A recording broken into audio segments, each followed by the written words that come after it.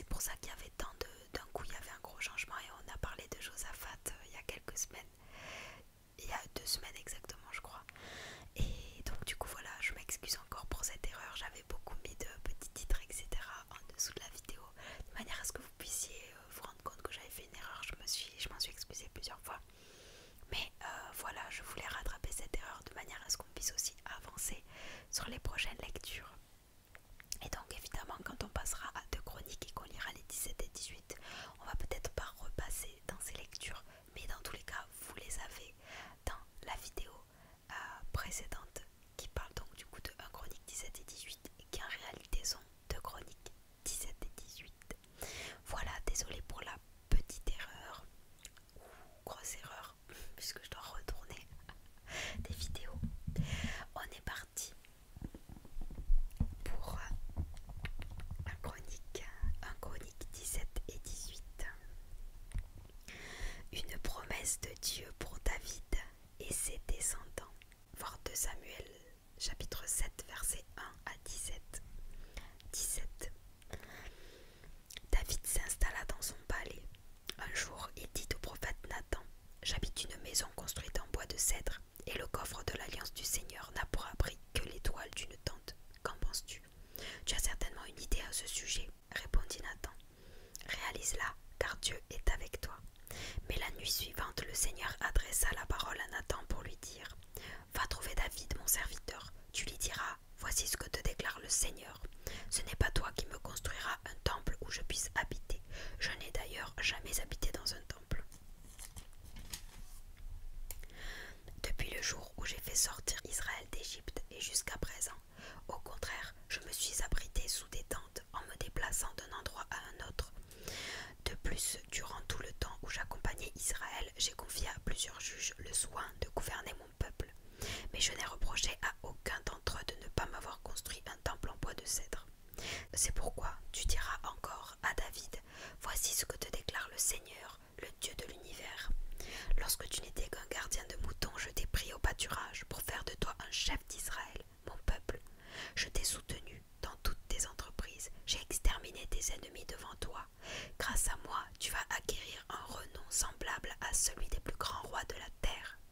Je vais donner à Israël, mon peuple, un lieu où je l'installerai pour qu'il y demeure sans rien avoir à craindre. Aucune nation malveillante ne recommencera à le maltraiter comme autrefois. À l'époque où j'ai confié à des juges le soin de gouverner Israël, mon peuple, je ferai plier tous tes ennemis, et je t'annonce que moi, le Seigneur, je vais t'accorder des descendants.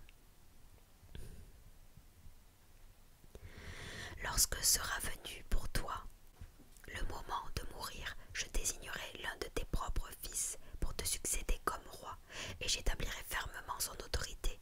C'est lui qui me construira un temple, et moi je l'installerai sur un trône inébranlable. Je serai un père pour lui, et il sera un fils pour moi. Je ne lui retirerai pas mon appui comme je l'ai fait pour le roi qui t'a précédé. Je le maintiendrai comme roi à la tête de mon peuple, pour toujours, car le pouvoir royal de sa famille sera inébranlable. Nathan rapporta à David. Coucou Kiwi. Assieds-toi si tu veux. Oui, merci mon cœur. Nathan rapporta à David tout ce que Dieu lui avait dit dans cette vision. Et que je me gratte. Je crois qu'il va s'installer par là. Le problème c'est que ça peut facilement... Pardon mon cœur. Voilà mon poupou. Allez, voilà, là tu seras mieux mon cœur. Parce qu'il va venir s'incruster là, il va se mettre sur le... il va se mettre sur l'ordinateur. Ça va cesser l'enregistrement. Bref. Prière de David, voir 2 Samuel, chapitre 7, versets 18 à 29. Alors le roi David alla se présenter devant le Seigneur dans la tente sacrée et dit: Seigneur mon Dieu, je sais que ni moi, ni ma famille n'avons mérité tout ce que tu nous as déjà accordé. Mais pour toi, Seigneur, ce n'est pas suffisant. Voilà que tu fais des promesses pour l'avenir de ma famille. Tu me traites comme si j'étais un homme supérieur. Seigneur mon Dieu, que pourrais-je ajouter au sujet de la gloire que tu m'accordes, puisque tu me connais, moi, ton serviteur? Seigneur, parce que tu m'aimes, tu as accompli toutes ces choses merveilleuses pour manifester ton infinie grandeur.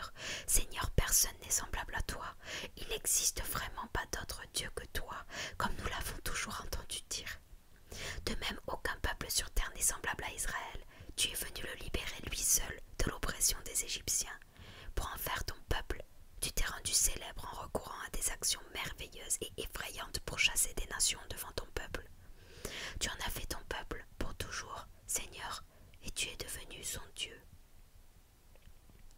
Maintenant, Seigneur, accomplis ce que tu as dit, et que la promesse que tu as faite à mon sujet et au sujet de mes descendants se réalise en tout temps. Oui, qu'elle se réalise, et ainsi ta renommée sera établie pour toujours. On dira, le Dieu d'Israël, le Dieu qui est pour Israël, c'est le Seigneur de l'univers. Assure la durée de ma dynastie. En effet, mon Dieu, tu m'as révélé ton intention de m'accorder des descendants qui régneront après moi. C'est pourquoi je me trouve ici devant toi, en train de prier. Seigneur, c'est toi qui es Dieu, et tu me promets maintenant ce bonheur. Tu as décidé de bénir ma famille afin que mes descendants règnent toujours devant toi. Seigneur, puisque c'est toi qui l'as bénie, elle sera bénie pour toujours. Amen. Victoire de David sur des nations voisines. Voir 2 Samuel, chapitre 8, versets 1 à 14. 18. Par la suite, David battit les Philistins et les humilia en leur prenant la ville de Gath et les villages voisins. Il battit aussi les Moabites qui devinrent alors ses sujets, soumis au paiement d'un tribut.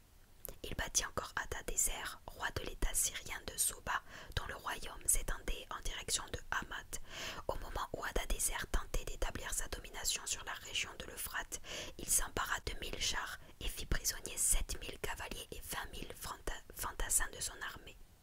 Il garda pour lui une centaine d'attelages, mais fit couper les charrettes de tous les autres chevaux. Là-dessus, les Syriens de Damas vinrent au secours de Hadadézer. David les battit également et tua 22 000 d'entre eux. Il leur imposa des gouverneurs et les Syriens furent ses sujets, soumis au paiement d'un tribut. Ainsi, le Seigneur donna la victoire à David dans toutes ses campagnes militaires. David s'empara des boucliers d'or que portaient les gardes de Hadadézer et les emporta à Jérusalem. Il s'empara aussi de grandes quantités de bronze qui se trouvaient à Tibat et à Koun, 2 villes du royaume de Hadadézer. Plus tard, Salomon utilisa ce métal pour fabriquer la grande cuve ronde, les colonnes et les ustensiles de bronze au temple. Tohu, roi de Hamath, apprit que David avait battu toute l'armée de Hadadézer, roi de Soba. Il envoya son fils Adoram saluer le roi David et le féliciter de sa campagne victorieuse contre Hadadézer. En effet, Hadadézer était un adversaire de Tohu. Adoram apporta à David toutes sortes d'objets d'or, d'argent et de bronze.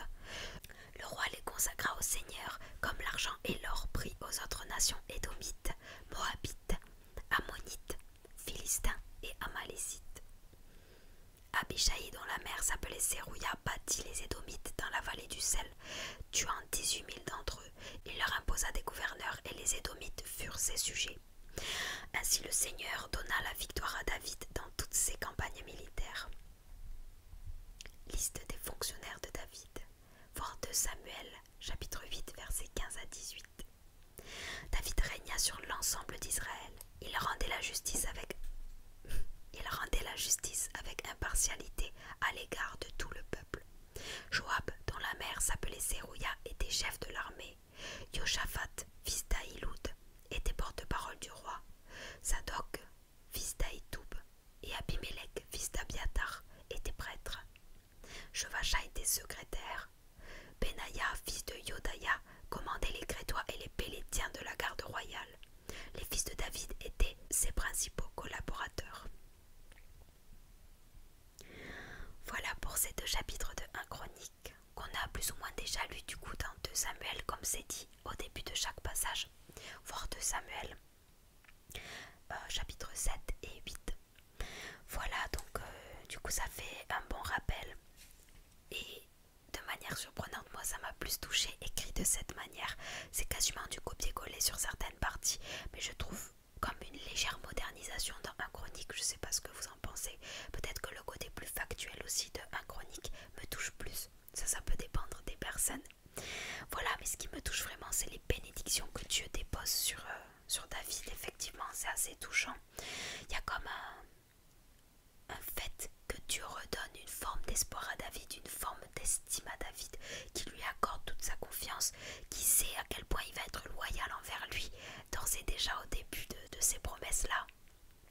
c'est émouvant, je trouve ça très émouvant. Ensuite, la prière de David qui est vraiment belle, qui dit qu'elle bénira l'Éternel, qu'il bénira l'Éternel, qu'il bénira les cieux, qu'il sera toujours après Dieu, qu'il voudra toujours le rechercher, le trouver dans sa vie. Et Amen, Amen pour ces bénédictions qui durent encore aujourd'hui, je le crois. Voilà, et donc ensuite les victoires de David. Il y a un passage particulier qui me touche ici dans les victoires de David. C'est donc dans le chapitre 18 de 1 Chronique, le verset 13. Je crois. Non, c'est pas ça. C'est le verset 11. Le roi les consacra. Donc juste avant le verset 11, Adoram apporta à David toutes sortes d'objets d'or, d'argent et de bronze. Et le verset 11, le roi David les consacra au Seigneur, comme l'argent et l'or pris aux autres nations. David, tout ce qu'il a remporté, il l'a consacré à Dieu. Il remet sa victoire à Dieu. C'est la gloire de Dieu d'être victorieux dans sa vie. C'est tout le sens que ça prend ici dans les chapitres 17 et 18 de 1 Chronique. Voilà pour ces parties-là. Ah, qu'est-ce que tu as vu, mon cœur? Qu'est-ce que tu vois, mon poupou? Qu'est-ce qui s'est passé? Il a l'air d'observer quelque chose. Merci Seigneur pour ta présence. Mes frères et sœurs, restez bénis. Merci pour ce jour -22 consacré au rattrapage. Je rajouterai ce jour -22 donc de l'avant dans la liste, dans la playlist de lecture ASMR chronologique pour que vous puissiez les avoir. Voilà. Oui mon cœur, qu'est-ce que tu as? Qu'est-ce que tu as mon cœur? Oui, c'est calme.